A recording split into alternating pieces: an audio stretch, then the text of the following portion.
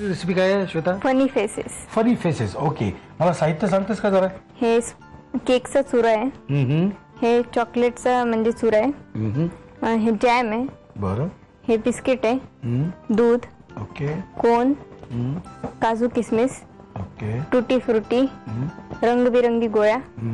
काजू किसमिस नाही सॉरी काजू आणि बदाम. हा, काजू आणि बदाम आणि हे चेरी.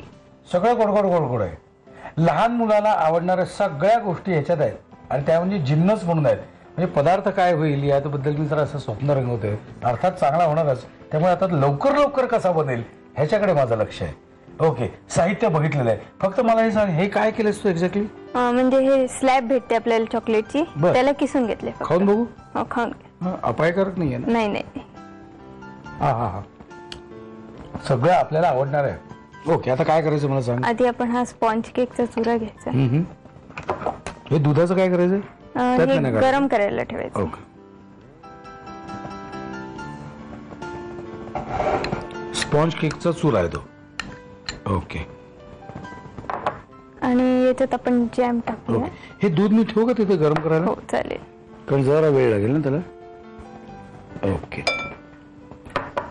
मग आता आपण याच्यात जॅम मिक्स करायचे. हा. आता आता ह्याच्यात अजून काय घालायचं आपल्याला? टूटी फ्रुटी. हे घालू? हो. ओके. आपला एक मला सहज प्रश्न विचारायचा वाटतो. पिक्चर बघतेस की नाही तू? हो बघते ना, भरपूर बघते. भरपूर. आवडता कलाकार कोण आहे? म्हणजे ते पिक्चरवर डिपेंडेंट आहे. अच्छा.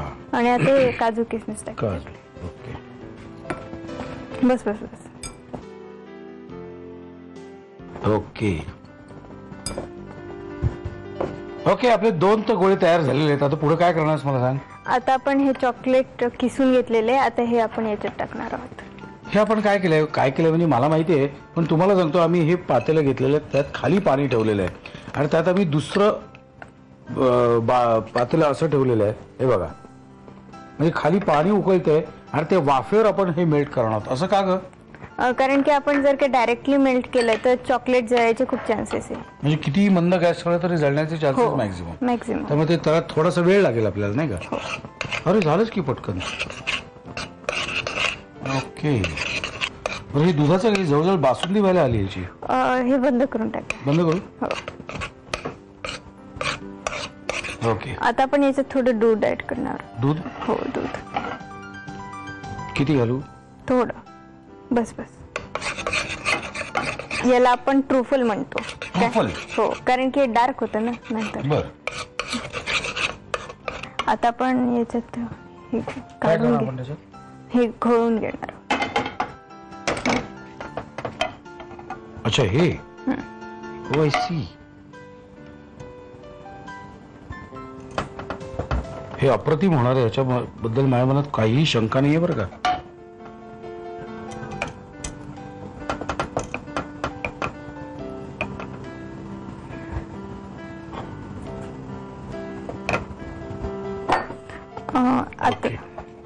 आता काय करायचं?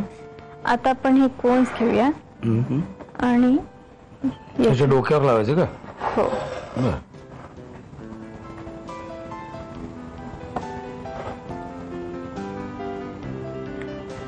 आता आपण याचे डोळे करून घेणार आहोत. बर. बिस्किट कधी लावायची मग? नंतर. बर. पहिले तोंड मग मान. ओके.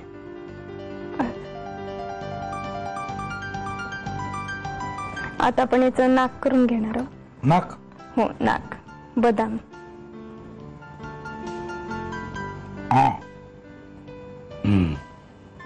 पडलं नाक. आणि हा हासरा आहे आणि हा थोडा रडका आहे. ओके.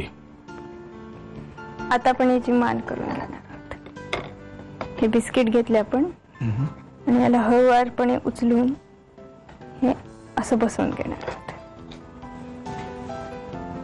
म्हणजे ते चांगलं चिकटून जाईल. क्या बात है.